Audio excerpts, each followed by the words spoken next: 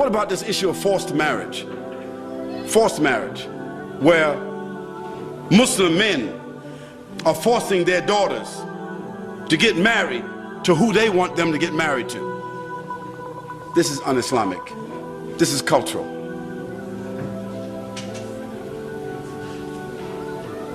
This is cultural.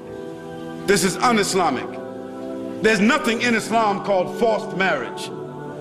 Those who are doing it based on their tribal, ethnic, cultural practices.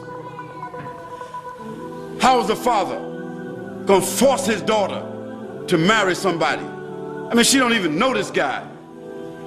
But because that's his cousin, or that's the son of his brother, or that's his family, that's somebody, for the guy, they Bangladeshi, so they'll take her to Bangladesh and force her to marry, and then after they get married, give him a card where he can come back.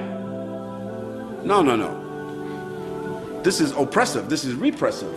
This is un-Islamic. Also, it's unconstitutional. As a matter of fact, I think that in New Zealand, it is also against the law. I think that in the UK, it's against the law. In America, it's against the law. And it should be against the law, because nobody has the right to do that. However, if a father has a daughter that is 16 and he thinks that she's a little bit active, and you know, she's already kind of like looking at boys and boys looking at her, and they interact in SMS messages and blah blah, all that kind of stuff going on, he said, hold it, wait a minute now. I can't, she ain't gonna last in no uni. You know, before she finished the uni, there might be something else going on. So he said, look, I'm gonna make some arrangements right now. So he begins to make an arrangement for his daughter to get married. And he says to her, listen, there's a young man that I met. He's working, I know his family, and I think it would be good for you to marry him. This is not a forced marriage, this is called an arranged marriage. So her parents and his parents arrange for them to be married. And those people, they agree. Those young people agree.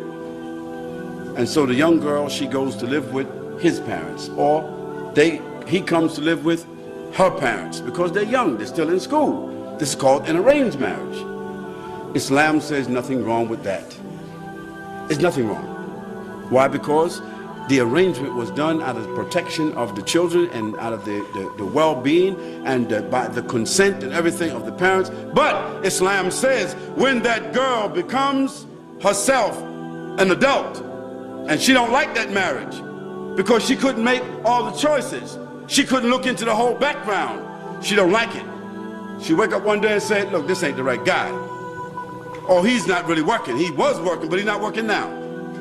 He doesn't want to go to school. I finished school. This guy, you understand, wants to sweep the streets and hang out in the streets. I'm going to become a doctor. It's not going to work. She has the right to annul that marriage. That's what Islam says. So we say that's fair. She got married out of the consent, out of the will of her parents, out of the concern of her parents, to protect her, to protect the honor of the family and everything. But when she gets to become an adult, she can make her own decisions, and she can do what? She can annul that marriage. So there is no forced marriage in Islam.